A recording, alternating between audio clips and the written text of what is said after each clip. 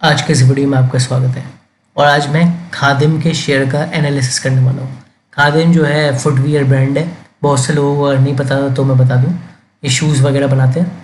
ठीक है, आप ऑनलाइन सर्च करेंगे खादिम शूज़ तो आपको थोड़ा आइडिया मिल जाएगा कि किस तरीके के जूते बेचते हैं। तो अब देखिए, खादिम शूज़ का जो शेयर है, वैसे तो कोई बहुत ज़्यादा बढ़िया शेयर नहीं है, क्योंकि टेक्निकली अगर आप देखो तो इसके वॉल्यूम बड़े कम रहते हैं, और फंडामेंटली भी अगर आप देखो तो कई सारे इसके अच्छे कॉम्पिटिटर्स मार्केट में हैं, जैसे कि बाटा है, रिलैक्सो है, कैंपस भी है थोड़ा बहुत। ठीक है, लेकिन खादिम जो है थोड़ा रिस्की है, लॉन्ग टर्म से ज़्यादा शॉर्ट टर्म में रिस्की है। अब ये रिस्की इसलिए है क्योंकि शेयर कुल 300 रुपये का, और 300 रुपये के होने के बावजूद भी इसके वॉल्यूम देखिए बड़े कम रहते हैं। मतलब 20-30 हज़ार, 7-8 हज़ार होते हैं, कभी कभी 5 हज़ार, 40 हज़ार, मतलब 50 हज़ार के अंदर ही रहते हैं मोस्टली। मतलब कभी कोई 50 हज़ार से ऑफकोर्स ज़्यादा होते हैं जब वॉल्यूम का स्पाइक आता है, लेकिन मोस्टली 50 हज़ार के अंदर ही रहते हैं। 20-25-30 हज़ार, 40 हज़ार, तो सस्ता शेयर होने के बाद भी इतने कम वॉल्यूम रहते हैं, तो थोड़ा रिस्की शेयर है। मतलब कि बढ़ेगा एकदम से घट जाएगा, या फिर आपने कोई लिमिट ऑर्डर लगाया तो आपका हिट ही नहीं हो पा रहा है क्योंकि उस प्राइस पे कोई बायर है ही नहीं, तो कम वॉल्यूम वाला शेयर है, तो काफ़ी रिस्की है। ठीक है, आपका ऑर्डर हिट नहीं हो पाता है, फिर बाद में शेयर गिर जाता है, तो रिस्की बहुत है। लेकिन जो लोग इच्छुक है जानने के लिए खादिम का एनालिसिस, मैं उनके लिए वीडियो बना रहा हूँ। देखिए, खादिम जो है वैसे तो रिस्की है, लेकिन इस वक्त जो जिस प्राइस पे है ये सबसे सही मौका है इसको खरीदने का, क्योंकि ये देखिए, ये इस लेवल पे बार बार टच करता है, अनेकों बार टच करता है। अब देखिए कितनी बार टच किया है, 1 2 3 4, मतलब लगातार टच कर रहा है इस लेवल पे, और सस्टेन नहीं करता है, गिर जाता है। देखिए बार बार टच कर रहा है, अभी फिर टच कर रहा है। ठीक है, अब इस लेवल पे टच कर रहा है, तो आज जो इसने, मतलब आज कह रहा हूँ सॉरी, 23 तारीख को जो टच किया है वो बाकी के टच करने से अलग कैसे है, समझ रहे हैं?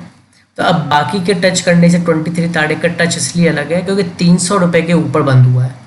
300 का एक साइकोलॉजिकल लेवल है। ये शेयर जो है 23 तारीख को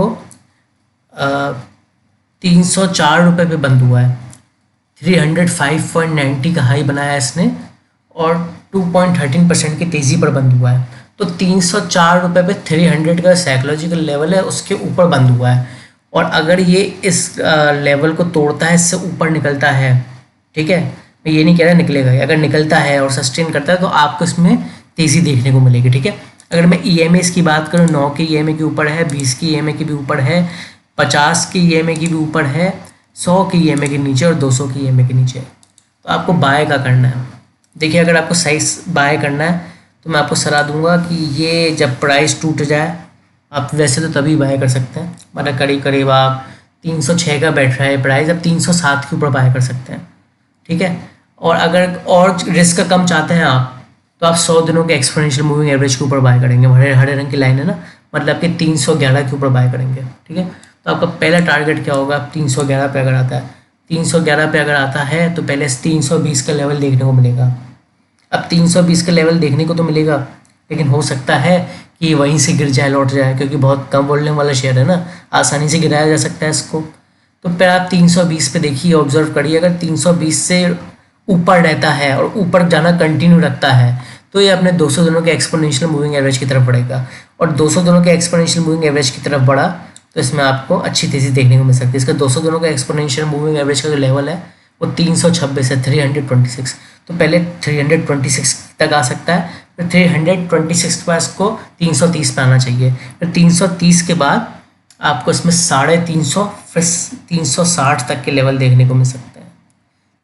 वैसे 350 ज़्यादा लाइकली है, 360 थोड़ा मुश्किल है, लेकिन 350 के भी ऊपर गया तो 360 रुपये तक के लेवल देखने को मिल सकता है। मतलब यहाँ से 20% बढ़ सकता है, लेकिन बहुत रिस्की शेयर है। हो सकता है कि 5% बढ़े तो उसको नीचे खींच लें, समझ रहे ना, नीचे गिरा दिया जाए इसको हैवी सेलिंग करके, या हो 10% भी गिरा दिया जाए। तो ये चीज़ को आप ध्यान में रखते हुए इसमें बाइंग कर सकते हैं। बाकी जो लेवल मैंने बताया उसके ऊपर बाय करेंगे, और उस लेवल के ऊपर नहीं रह पाता है, सस्टेन नहीं कर पाता है, तो एग्जिट कर देंगे। ठीक है, क्योंकि रिस्की है। आज के इस वीडियो में था, थैंक यू।